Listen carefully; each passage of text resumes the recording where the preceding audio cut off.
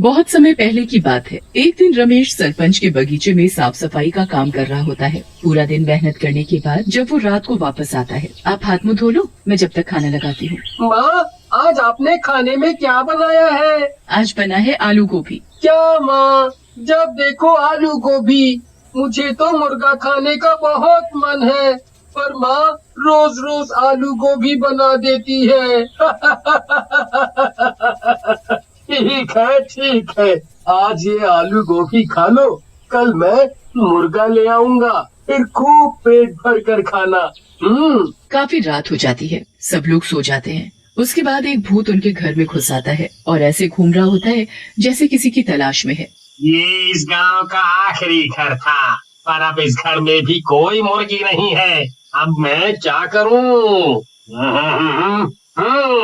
मैंने गांव के सारे मुर्गे मुर्गी तो पहले ही चुरा लिए हैं, पर वो सब मिलाकर 100 ही हुए हैं। अब 101 की गिनती पूरी करने के लिए आखिरी मुर्गा कहाँ से लाऊं? भूत निराश होकर घर से वापस जाने लगता है, पर अचानक उसे एक ख्याल आता है। क्यों ना मैं अंदर सो रहे उस बच्चे को ही मुर्गा बना दूं। ऐसे मेरे पूरे 101 मुर्गों की गिनती पूरी हो जाएगी। भूत दोनों में से राहुल को गोद में उठाता है और हवा में उड़ता हुआ घर से बाहर निकल आता है।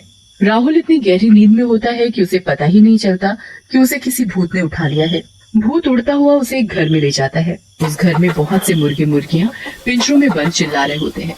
उसके बाद भूत राहुल को जमीन पर लिटा देता है और उसके चारों तरफ लाल रंग का घेरा बना देता है। शैतानों के शैतान, ये है आपका नया मेहमान। भूत घेरे के चारों तरफ गोल गोल घूमने लगता है और राहुल के ऊपर जादू करने लगता है। कुछ देर बाद राहुल एक मुर्गे में बदल जाता है। राहुल अपने पैरों की तरफ देखता है, पर उसके पैर तो पंजों में बदल चुके होते हैं।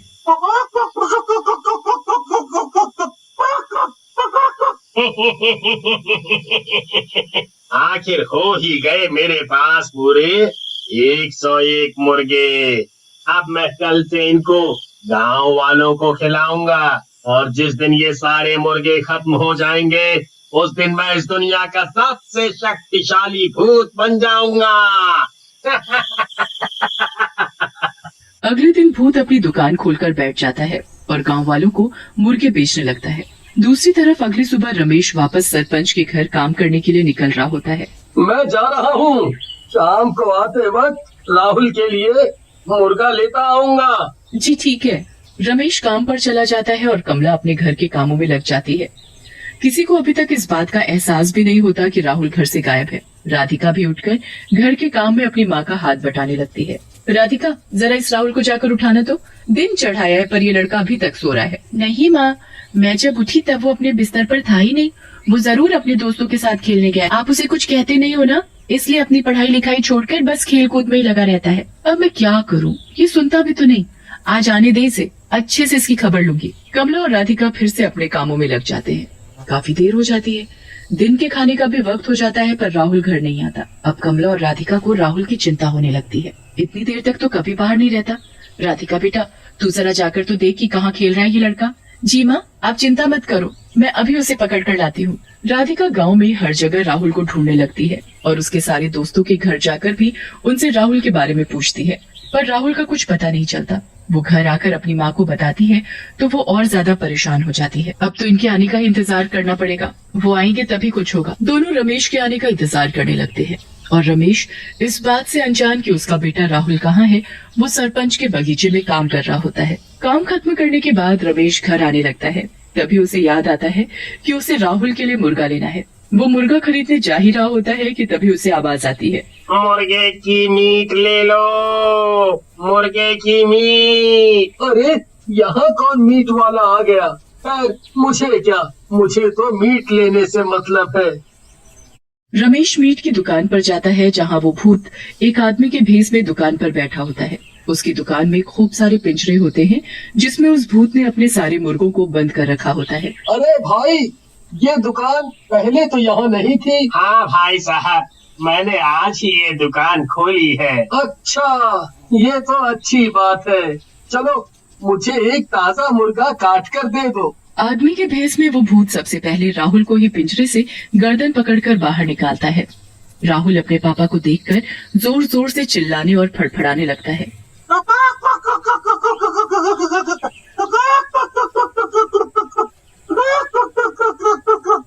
रमेश को कुछ अलग सा महसूस होता है। उसका बिल्कुल मन नहीं मानता कि वो उस मुर्गे को कटवाए। अरे भाई साहब, आप इसे काटो मत, मैं इसे घर जाकर खुद काट लूंगा। आप मुझे ये मुर्गा ऐसे ही दे दो। मैं काटूं या ये आदमी? मुझे तो इन सब मुर्गों की मीट इन गांव वालों को खिलाने से मतलब है। क्या हुआ भाई साहब, मुर्गा नहीं देना क्या? जी जरूर देना है भाई साहब। आप ये मुर्गा पकड़ो और घर जाकर ताजा ताजा काट कर खाना। रमेश उस मुर्गे को घर ले आता है। वो कमला और राधिका को ऐसे रोते देख हैरान होता है। क्या हुआ तुम दोनों को, रो क्यों रहे हो? राधिका सारी बात अपने पापा को बताती है। हे भगवान, ये कैसे हो गया? राहुल ऐसे कैसे गायब हो सकता है? अभी कुछ दिनों से मैं हमारे गांव में मुर्गे मुर्गी चोरी होने की बातें सुन रहा था, और आज तो हमारा बच्चा ही गायब हो गया। ये क्या ले आए? मैं तो आज राहुल के लिए ही मुर्गे का मीट लाने वाला था, पर पता नहीं क्यों जब दुकान वाला इस मुर्गे को काटने लगा तो मुझसे देखा नहीं गया, इसलिए मैं इसे जिंदा ही घर ले आया। अब इसे यहीं छोड़ो और अपने राहुल को ढूंढो। रमेश और कमला सुबह होते ही वापस राहुल को ढूंढने निकल पड़ते हैं, पर पूरे गांव में राहुल का कुछ पता नहीं चलता। वो निराश होकर घर वापस आते हैं तो उनका मुर्गा उछलता हुआ खुशी से उनके पास आकर चिपकने लगता है।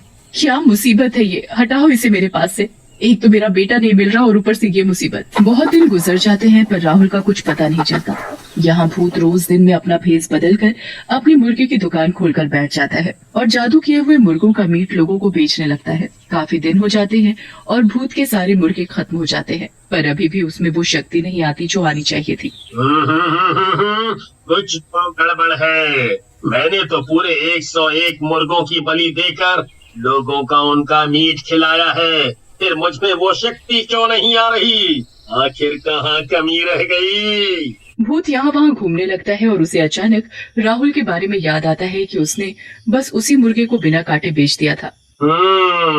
कहीं वो बच्चा जिसे मैंने मुर्गा बनाया था वो अभी तक जिंदा तो नहीं? कहीं ऐसा तो नहीं कि उस आदमी ने उसे मारा ही ना हो? आज अमावस की रात है। मुझे उस मुर्गे को रात 12 बजे से पहले ढूंढना होगा, वरना वो अपने असली रूप में आ जाएगा और मेरी सारी मेहनत बर्बाद हो जाएगी। भूत उस मुर्गे को ढूंढने निकल पड़ता है, पर वो मुर्गा तो मजे से अपने ही घर में खेल रहा होता है। अब तो रमेश, कमला और राधिका सब उस मुर्गे को प्यार करने लगे थे। भूत सारे गांव में ढूंढने के बाद आखिरकार रमेश के घर पहुंच जाता है और मुर्गे को देखकर बड़ा खुश होता है। भूत घर में घुसकर मुर्गे को दबोच लेता है। वो बुरी तरह फड़फड़ाने और चिल्लाने लगता है। मुर्गे की आवाज सुनकर सब बाहर आ जाते हैं और भूत को देखकर घबरा जाते हैं। तूने इस मुर्गे को क्यों नहीं मारा? तेरी वजह से मेरी सारी मेहनत बर्बाद होने वाली थी। इस मुर्गे को छोड़ दो, ये हमारा है। कभी नहीं, कभी नहीं। भूत मुर्गे को लेकर भाग ही रहा होता है, तभी मुर्गा उसके हाथ से निकलकर भाग जाता है। भूत उस मुर्गे के पीछे पीछे भागने लगता है। मुर्गा कभी पलंग के नीचे घुस जाता है। भूत उस मुर्गे को पकड़ने के लिए पूरे घर में भागने लगता है। इतने में 12 बज जाते हैं और वो मुर्गा अचानक राहुल बन जाता है। राहुल को देखकर सब लोग खुशी से पागल हो जाते हैं। वो भूत वहाँ से गायब हो जाता है। उसके बाद राहुल सारी बात अपने घर वालों को बताता है और सब खुशी खुशी रहने लगते हैं।